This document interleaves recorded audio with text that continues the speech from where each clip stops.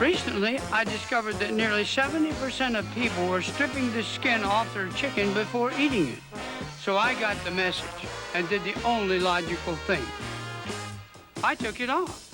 I took it all off. Introducing Perdue Skinless Chicken Parts. Take home America's #1 selling video for under $20.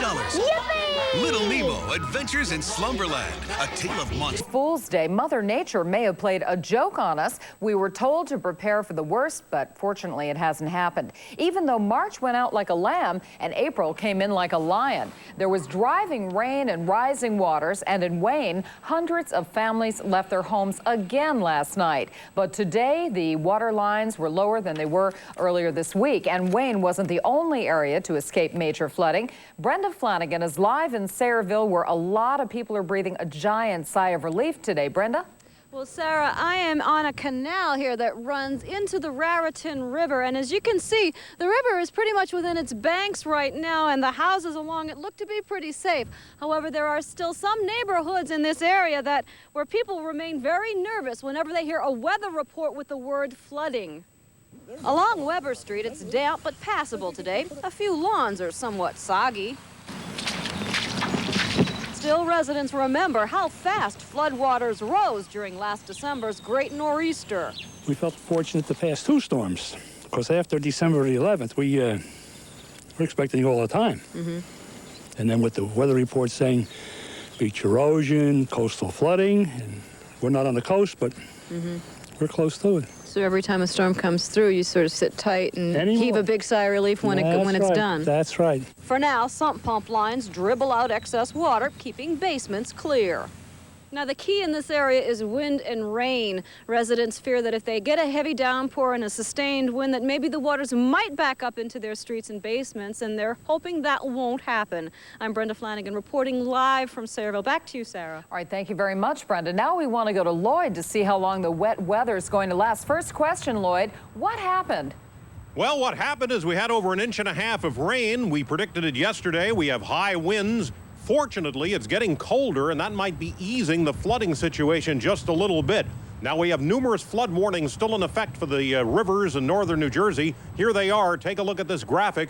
We have flood warnings in effect for the Saddle River, the Pequannock, the Rockaway, the Wanacue, the Ramapo, the Pompton, and the Passaic. Take a look at the very latest radar from the Channel 9 Weather Lab. You can see most of the action is north and east of the tri-state area. We'll get some more intermittent showers today and tonight, but nothing particularly heavy. The rain gauge at Channel 9 shows over 1.5 inches of rain. Fortunately, though, as it gets colder, it is not as bad as it could have been. But then again, it's not over until it's over. I think somebody said that. Meanwhile, it's the 1st of April, and I've got my parka on with the hood on. The wind chill factor is a brisk 25 degrees, and I'm not April fooling. We'll have a lot more later on, Sarah Lee. All right, thank you very much, Lloyd. Turning now to other news, that grand jury hearing testimony in the Amy Fisher case is getting the other side today. Mary Jo Buttafuoco said she had something to tell the jurors. At first, she wasn't going to be allowed to testify. She gave them information yesterday that changed the jurors' minds, so she gets to tell her side today. A worldwide hunt is on today for a 6th suspect in the Twin Towers bombing, and there are also reports of a possible motive for the bombing. Does this look familiar? It's a scene eerily reminiscent of the crater formed by the bomb at the World Trade Center. Actually, it's the El Rashid Hotel in Baghdad after it was hit by a U.S. missile in January. CBS News is saying that it was in retaliation for that incident that the bomb was set at the World Trade Center, and that the target was not the Twin Towers, but the adjacent Vista Hotel, the old eye for an eye theory.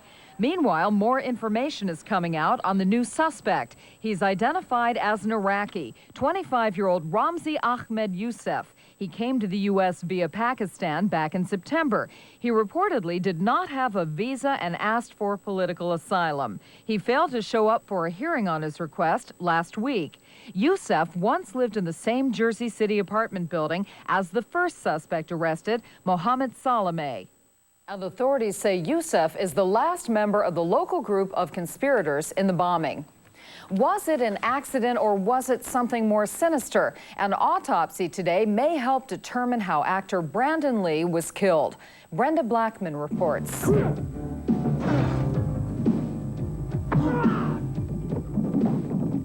He hit the big time as an action film star with rapid fire. Lee was filming a movie at Coralco Studios near Wilmington, North Carolina. He was standing about 20 feet away when someone fired a gun loaded with blanks, but some kind of projectile came flying out. A projectile from somewhere may have entered his abdominal area and caused him to be injured. He then collapsed. All of his martial arts skill was of little use. He lost too much blood, and 5 hours of surgery couldn't save him.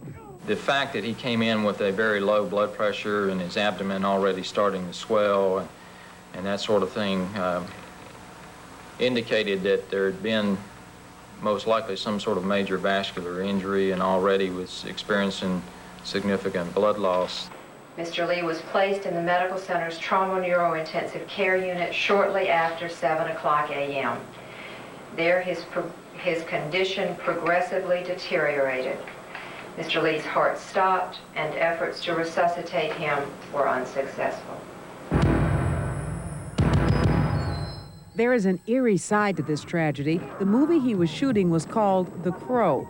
In it, Brandon Lee was playing a rock star who gets murdered and then comes back with supernatural powers.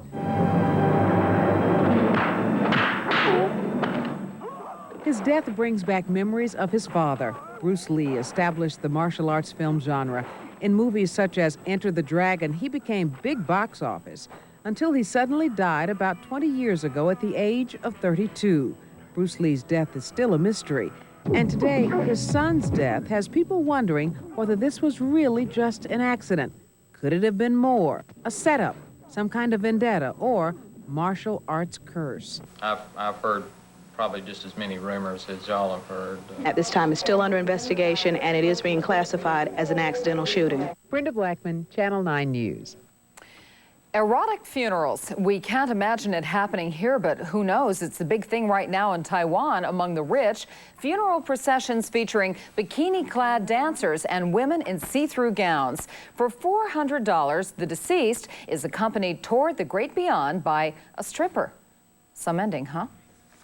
Still ahead today, how Mike Tyson is following in the footsteps of Muhammad Ali, why your cable TV bill should be going down, why some high school kids are staying home instead of taking the trip of their lives. Also, is a new movie about the lives of 3 couples really believable?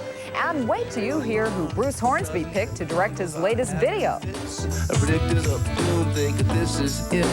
Everybody else just...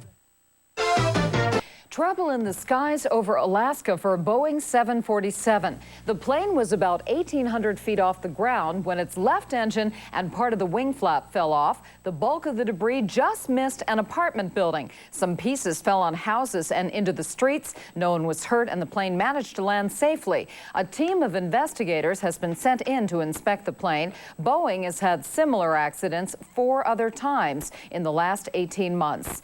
Investigators have now released their report on the crash of TWA Flight 843 last summer at Kennedy Airport. Pilot error and faulty equipment are being blamed. Nearly 300 people were on the plane. Miraculously, there was only 1 serious injury. Investigators praised crew members for evacuating passengers so quickly from the burning jet. Safety in the shadow of the justice system. Our Robert Miller reports on a controversy surrounding metal detectors in the courts. Magnetometers do not repair the social fabric which exists within our society. Judge Roberts is referring to Borough President Fernando Ferrer's continuing call for electronic security devices at all the entrances to the Bronx County building. A vestibule there was the scene of a fatal shooting 5 weeks ago. The building today, as always, does not have magnetometers at the entrances. Judge Roberts says some new ones will be installed, but only outside courtrooms. With the 10,000 people a day using the building, Roberts says entrance checks would mean hundreds of cranky, shoving people who would be subjected to the weather and waits of hours to get inside. I would predict that with lines such as that, waiting to gain entry to the courthouse, we possibly would have more crime being committed on the street by people waiting to gain entry into the courthouse than we would have being tried in the courthouse on that particular day. Borough President Fernando Ferrer's office is among several non-court-related facilities in the building. He disputes Roberts' predictions and notes that City Hall has had magnetometers for some time. I've been there for the hottest public hearings, both as a borough president, as a member of the City Council, and that simply hasn't happened. Roberts notes that there are 207 Supreme Court officers in the building and 90 other people with peace officer status. They would staff the magnetometer-secured courtroom entrances. Ferrer says that's not good enough. The high irony of their game plan is that you can conceivably walk into this building with a gun, but they won't let you walk into one of their courtrooms with a gun. That's not doing much for enhancing safety around this building. Despite the presence of the court officers, one lady told me she had just witnessed a man going into the woman's restroom. He was able to go all the way back to the back of the bathroom and back out. You know, they need more security in there. But not all members of the public feel that way. A lot of the incidents seem to happen on the steps where those machines would really be useless anyway. Borough President Ferrer says that Judge Roberts wants to call the shots and that Roberts just can't accept the fact that this is a county building as well as a court building. In the Bronx, Robert Miller, Channel 9 News. The standoff in Waco continues. It's day 33, and once again, the attorney for cult leader David Koresh is back in the compound. 3 of the arrested cult members will be arraigned today. Why is the siege taking so long to resolve? Bonnie Anderson has one explanation. He is a 33-year-old student of theology, a one-time Branch Davidian recruiter. Livingston Fagan believes the world will end during Passover. When God decrees it such. And he believes David Koresh is the man who will bring it all about. Until people can begin to appreciate who David is and what his purpose is, they cannot understand effectively the setup that exists down at Mount Carmel. His tongue is the pit of a... The Branch Davidians, says Fagan, believe Koresh is the Lamb of God prophesied in the book of Revelation. As such, he has the divine mandate to teach about the mysterious 7 seals, which unlock a series of prophecies that lead to the apocalypse. I cannot emphasize enough the importance of knowing what the 7 seals teach. It is an irreversible process, Fagan believes, an unfolding of current-day events predicted in the Bible. In fact, the actual standoff that exists right at this moment is taught in the 7 seals. The fact that David is waiting, the fact that God said to wait, is also within the 7 seals, if you know the prophet.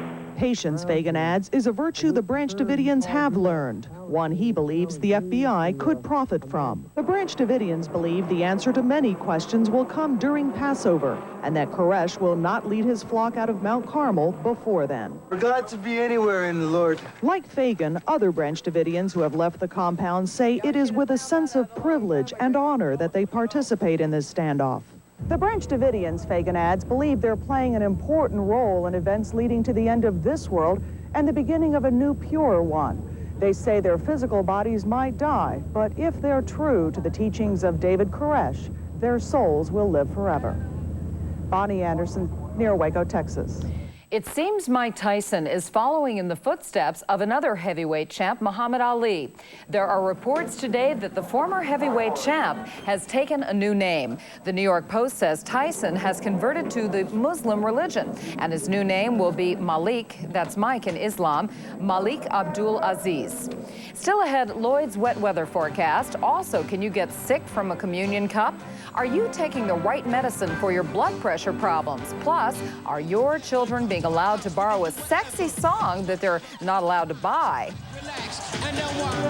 Lloyd's inside now. We're glad that you didn't get too wet out there. It's very nasty. Well, you know, Sarah Lee, it's hard to believe. Here it is, the 1st of April, and we're still using wind chill. Now, you remember last April how cold it was? Yes, I do. I hope it doesn't repeat.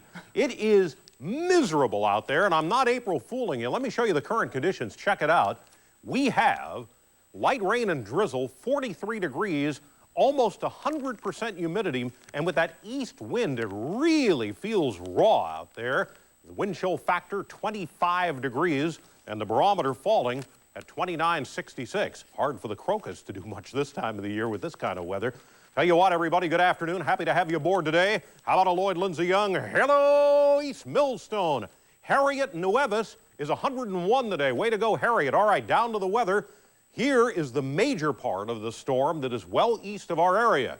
Anywhere from 1.25 inches to 1.75 inches rainfall so far. Most of the precipitation is over. Oh, we'll have intermittent sporadic showers today and tonight, and that'll give the rivers a chance to calm down. As I said outside, I think the thing that saved us is the fact that it did turn colder, and that eased the snow melt a little bit. But meanwhile, there are still more showers back to the west. Larger view of the radar. It is snowing heavily, and I am not kidding. Out in Wisconsin, northern Illinois, Eau Claire, Wisconsin checks in with 9 inches of snow. Some of this moisture is going to move eastward. It is going to stay overcast and cold for a couple of more days, then we'll gradually get better the latter portion of the weekend. This is really disgusting considering it's April. I mean, come on, April's a spring month, you know what I mean? All right, satellite all wrapped up, storm system, heavy snow up in New England. They are getting pounded in New Hampshire, Vermont, Maine. As a matter of fact, they could get up to 1 foot of snow in the higher elevations of Vermont and New Hampshire, and of course that's upstate New York. Great for the skiers. 3 inches already at Concord, New Hampshire, new snow. But the thing is, this low is moving very slowly, and that's going to kind of prolong the agony as far as the rain and the wind and the chill here in the tri-state area. I'll tell you what, boy, you're going to need that heat the next couple of nights. All right, again, to reiterate, these are the rivers that are still under flood warnings, all the way from the Saddle to the Passaic, and it probably will be abating somewhat tonight. All right, from the Channel 9 Weather Lab, here's our forecast today. For the balance of the day, continue your flood watch. Heavy rain and showers, windy, colder, mid-40s. But the heaviest rain is over, primarily moving out just now, showers, windy and colder. Tonight, windy, cold, occasional showers, temperatures 35 to 40, but the wind chill down around 20. Tomorrow, a little better, but certainly cold for April. Highs only in the upper 40s, occasional showers. Does it get better? It can't get much worse. Here's the 5-day. 48 on Saturday, that's still 10 degrees below normal. However, as we get into Sunday, a little better. The sun comes out, 55 degrees. Looking good on Monday. Boy, I'll tell you what, Sarah Lee, I hope it gets better quick. We've had a rough March and a bad start to April. We'll have more later. All right, thanks, Lloyd. In the News at Noon Health Beat this Thursday afternoon, sexually transmitted diseases. Women and teenagers are hardest hit by STDs. That's what they're called for short. But a new study shows clinics that primarily serve men are getting most of the funding. And the study released out of New York says the effort to fight STDs puts too little emphasis on preventing behavior that can lead to infection. Some encouraging news involving a new treatment for Parkinson's disease. It involves genetically altered muscle cells being transplanted into the brain. It's been tried on rats with similar conditions, and they showed improvement for at least 6 months. Researchers are hopeful they may someday be able to do the same with human patients. Free shots for children. The Clinton administration has been talking about the idea. Later today, it'll unveil its program. The word is the government would buy the vaccines for clinics and private doctors' offices. That would spare parents the cost, roughly $240, and hopefully encourage more of them to get their kids vaccinated. Well, millions of people are suffering from high blood pressure, and the number of drugs available to treat the deadly disease has increased. As Dan Rutz reports, new studies are helping doctors match the right drugs with the right patients. High blood pressure seldom gives a sign to those who have it, but the medications to control it sometimes do. Researchers find race and age affect how well certain medications work. For example, in African Americans, the diltiazem controlled the blood pressure more effectively than any other drug, and the least effective drug was captopril. But in white patients, captopril was one of the most effective drugs, controlling the blood pressure in about 60% of the white patients. The study also shows a commonly prescribed diuretic drug works better in older men than in those under 60. A companion study compares two similar drugs known as ACE inhibitors for side effects. That class of drugs has been shown in previous studies to result in a better quality of life for patients on treatment for high blood pressure. as compared to some other classes of drugs. But what was surprising about this study was that there seemed to be a difference between two drugs within the same class. Researchers asked the patients about their vitality, moods, and general well-being. On average, those reporting a low quality of life before starting treatment improved on both the drugs tested. But those with a high quality of life before treatment felt worse on the drug enalapril. The other drug, captopril, had no detrimental effect. The two drugs worked about the same in controlling blood pressure. But experience has taught doctors that patients often quit taking drugs that make them feel poorly. Two studies give doctors new clues into protecting the quantity and quality of patients' lives. Dan Rutz, Medical News. Well, you know the expression, my cup runneth over. It seems the shared communion cup at church may runneth over with more than sacramental wine. Doctors tested the wine in 16 chalices used over a 5-month period at a church in Kentucky. Half contained disease-causing bacteria, including germs that can cause meningitis in small children. The information appears in today's Annals of Internal Medicine. Still ahead, potholes that are driving people absolutely crazy. A decision that should cut your cable TV bill. Also, the buzzing of bees that's driving some bureaucrats wild. And what a combination. Bruce Hornsby and Spike Lee. We'll show you their new video. This is it. Everybody else is just hanging around.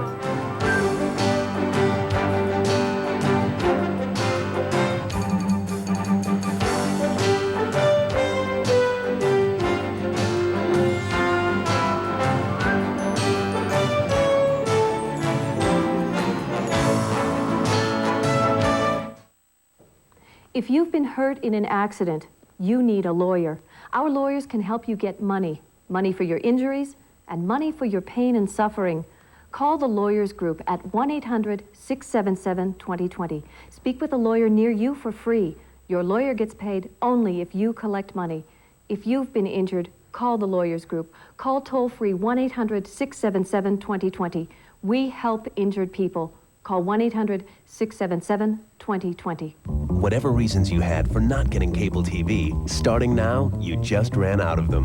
Because cable TV offers installation for just $9.95, plus Showtime, HBO, the Movie Channel, and Cinemax. Get big savings when you order cable and premium TV. Showtime has spectacular blockbuster movies, Basic Instinct, Hook, exclusive engagements. HBO has huge box office hits, Lethal Weapon 3, Batman Returns, big names and special events. Watch the Movie Channel for non-stop entertainment action, Bugsy, and Cape Fear. Cinemax has sensational movies around the clock, Patriot Games, Stephen King's Sleepwalkers. Call now toll-free and get even more. Get cable TV with 24-hour news, sports, kids shows, music videos. You'll have all the reasons for having the time of your life. Call 1-800-OK-CABLE and get installation for only $9.95 when you order cable and premium TV. Call 1-800-OK-CABLE now.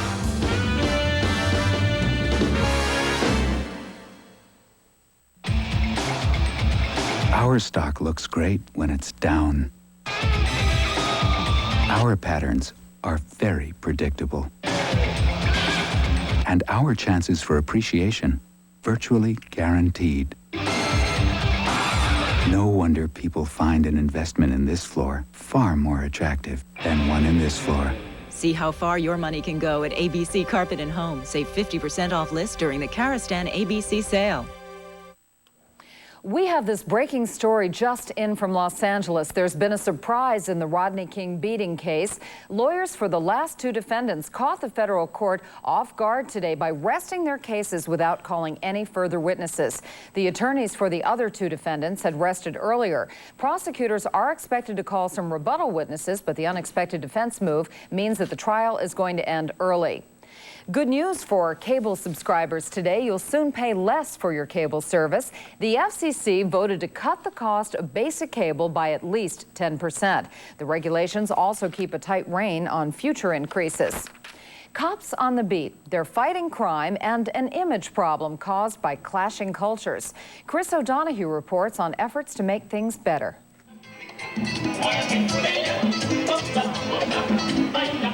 In the heavily Hispanic neighborhood of Bushwick, Brooklyn, more often than not, the cop on the beat is white. I was have trouble with the cop because I didn't know English. It's hard to communicate with them. In this, as in many other Hispanic areas of the city, relations between police and communities have been at best wary. In Washington Heights last July, those relations sunk to a new low as Hispanics took to the streets following the death of a local drug dealer by a cop who was later vindicated. It was a problem that was building up over time. Since then, a new precinct with 200 more officers have been committed to Washington Heights, and minority recruiting has become a police priority. 14% of NYPD officers are Latino, and 23% of all applicants for the next police exam are Hispanic. Today, the Commissioner presented the latest initiative, a 12-page supplement for this Friday's edition of El Diario La Prensa. The success of community policing depends on sharing information. We want Latino New Yorkers to become familiar with how precincts work, whom they go to for help with specific problems, what crime prevention and other programs are available to assist them. But another new police venture has not been as sensitive to Hispanics. You have reached the New York Police Department's 83rd Precinct. If you are calling from a touch-tone phone, press 1 now. It's a pilot program using automated voicemail for direct calls to police precincts. It does not involve 911 calls. The new phone system will try out in 3 precincts starting this Sunday. The 115th in Jackson Heights, the 47th in the Bronx, and the 83rd here in Bushwick. But it will only work if you can speak English. There is no Spanish language version. I think one of the things that we will do is look to have a, if in fact we go forward with this, to have a button that you can push to have a Spanish menu. You like this? No hablo inglés. Say Spanish. Departamento de The new police outreach got a good reaction among Hispanics in Bushwick today, but even El Diario's publisher admits it will take good policing as well as good PR before neighborhoods like Bushwick begin to turn around. Until people feel that it's safe to walk down the street and that they can go into their doorway without being mugged, people will always have this fear regardless of race or color. Chris O'Donoghue, Channel 9 News. If you're looking for a smooth ride, you can forget about Manhattan. Potholes are waiting to take a toll on your car. It's a payback because the snow, the salt, and all those plows have taken their tolls on the roads over the winter. Crews are scrambling to try to cover up the problem, hot patches, but a lack of help and money is making the repaving process slow going. DOT says their budget has been cut in half, so have the number of workers. President Clinton is pressing on with his economic plan. This morning, the Senate passed his 5-year deficit reduction package. The House did the same last night. Mr. Clinton says he's pleased, but he still has work to do. His $16 billion jobs creation package is not very popular with conservative members of Congress. President Clinton is bound to get a bitter fight from the honey industry. Brian Cabell tells us why. Richard Ady's business is bees, more than 300 million of them at the peak of the season. The bees are bred here in southern Mississippi, but then are sent throughout the country to feed their appetites and to produce honey. It's a family business in operation since 1957, and it produces, they say, the best honey in the world. But the Ady's honey business and that of the nation's 3,000 other commercial beekeepers is under attack. President Clinton claims the honey industry's $18 million federal subsidy last year is unnecessary and is a blatant example of government waste. He has supporters on Capitol Hill. If the honey program isn't killed outright, it'll just simply be laughed to death when the American people find out about it. One way or the other, it's going to go. Well, there's no question they've got a sweet deal out of this. They've been buzzing around the taxpayer's pocketbook for a long time. Domestic beekeepers claim the subsidies are vital to keep their $110 million industry alive. Imports, they say, are a major threat to their livelihood, especially from China with its cheap labor. You know, there's such a thing as free trade and such a thing as fair trade, and it's not fair trade when we're competing against 10 cents an hour labor. That's not fair at all. Beyond that, he says, commercially bred bees are essential for the effective pollination of this nation's fruit and vegetable crop. They also provide income for more than 10,000 workers in rural America. Congress takes up the honey subsidy in 3 weeks. It's been attacked before, but it's survived because the agriculture lobby is extremely strong. Beekeepers themselves may not be numerous and powerful, but other agricultural interests fear if the honey industry loses its prize subsidy, other crops could follow suit. Brian Cabell, Woodville, Mississippi. Still ahead, duo Bruce Hornsby and Spike Lee. Heidi Kemp reports the singer and director have joined forces for an inspirational video. Let's watch. Where's the lyrics sheet? Right beside me. Right beside. So I don't want to lose them. So you want me to be here? I'm going to do Bradford, Longlands in front of the diner. Is it cold? The temperature may have been cold, but the music was hot as Bruce Hornsby and Spike Lee combined their talents on Hornsby's new song, Talk of the Town. Talk of the Town is about the first interracial couple in my town and all the consternation, all the disapproval that it caused. Don't stop pedestrians, don't stop cars. Okay, guys. Me and my baby will talk of the town. Hornsby and Spike Lee first met at a Knicks game through mutual friend Branford Marsalis. Branford was the one who said, hey, Spike, you should do the video, right? And he said, yeah, all right, I should do the video. The city council is very alarmed. The cousins and uncles are having fits. Predictors of doom think this is it. Everybody else is just hanging around. Me and my baby will talk of the town. Although Hornsby has a lively sense of humor and loves to talk, his songs are like short, often unhappy stories, like his hit single, The Way It Is. Standing in line, marking time, waiting for the welfare dime.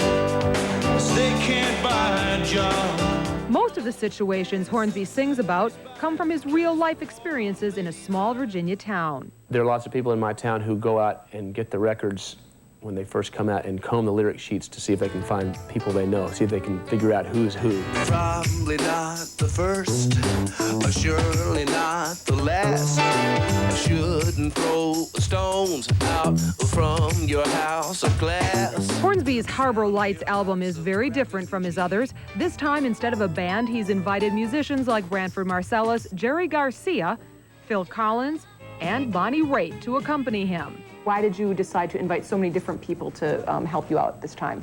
But I wanted to be able to take a song, for instance, and listen to it and say, who would sound amazing playing over this section? The combination gives Hornsby's music a uniquely jazzy, funky feel.